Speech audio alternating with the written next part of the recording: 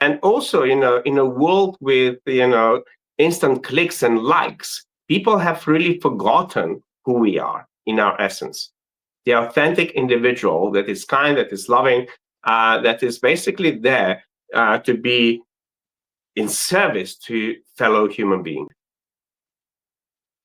Yes, and that's where with such the disconnection in that relationship, that's where somebody like myself, from a business standpoint, starts taking their customers for granted, starts just Mhm. assuming, that they're going to remain loyal and be that customer without having that relationship and that connection and that trust, really, right? You gotta build that relationship and build that trust with your consumers, with your customers, if you want to stick around in business and stay in business. I mean, the trust is the foundation of everything.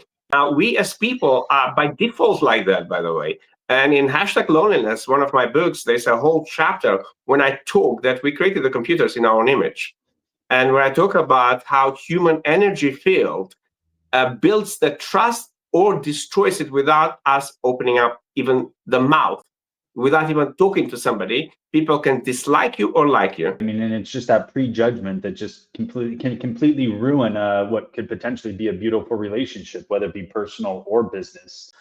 And then another thing too that I feel is equally important is we're talking about that relationship with your consumers or your customers, but going back as leaders, that relationship with your team or your employees is equally important as well. Not forgetting about them.